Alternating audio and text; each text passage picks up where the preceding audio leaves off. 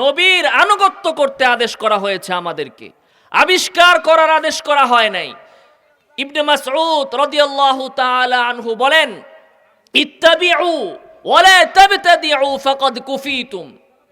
ইবনে মাসউদ বলেন, তোমরা নবীর আনুগত্য করো, নবীর অনুসরণ করো, নিজে পণ্ডিতি করে কোনো কিছু আবিষ্কার করো না। ফাকাদ কুফিতুম, তোমাদের জন্য দিন যতটুকু দেওয়া হয়েছে ততটুকুই যথেষ্ট। আব্দুল্লাহ ইবনে ওমর রাদিয়াল্লাহু তাআলা আনহু বলেন, কুল্লু বিদআতিন দালালা ওয়া ইন রাআহা আন-নাসু হাসানা। পৃথিবীতে যত বেদাত আছে, পৃথিবীতে যত বেদাত আছে, সকল বেদাতই গুমরাহি, যদিও মানুষ সেটাকে ভালো মনে করে, হাসানা মনে করে। আমাদের সমাজে এক শ্রেণীর মানুষ দেখবেন, এরা বেদাত আবিষ্কার করে আর বলে যে ভাই বেদাত হইলেও এটা বেদাতে হাসানা, বেদাত হইলেও এটা বেদাতে হাসানা। এরা বলে যে না, বেদাত সব বেদাতই খারাপ না, বেদাতের ভাগ আছে, বেদাতে সাইয়্যাটা খারাপ, বেদাতে হাসানাটা খারাপ না।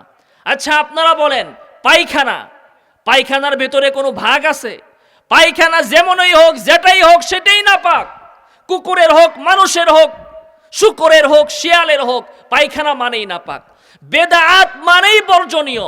আল্লাহ রাসূল বলেছেন, মান আহদাসা ফি আমরিনা হাযা মা লাইসা মিনহু ফাহুয়া রাদ্দুন। দ্বীনের ভিতরে যে নতুন কিছু আবিষ্কার করবে সেটা প্রত্যাখ্যাত হবে। আল্লাহ রাসূল বলেন, কুল্লু মুহদাসাতিন বিদআ ওয়া কুল্লু বিদআতিন দালালা ওয়া কুল্লু দালালাতিন ফিন্নার।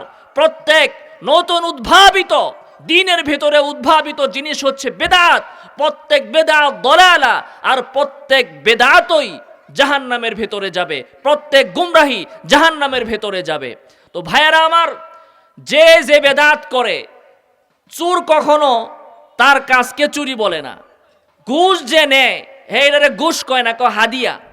ঘুষ নেয় আর কি কয়? হাদিয়া।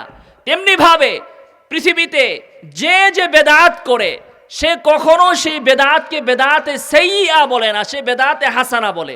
সেই আবার আরেকজনের বেদাতকে বেদাতে সাইয়্যা বলে, অথচ ওই বেদা আবার ওই বেদাতকে বেদাতে হাসানা বলে।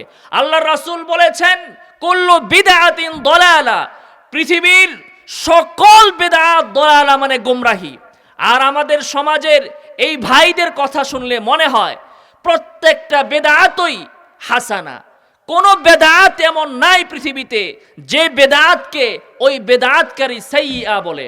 অতএব ভাইয়ারা আমার, আমাদের মানতে হবে নবীর আদর্শ। নবী যেভাবে যে ইবাদত করেছেন সেইভাবেই আমাদেরকে সেই ইবাদত করতে হবে। আল্লাহ সুবহানাহু ওয়া তাআলা আমাদেরকে তৌফিক দান করুন।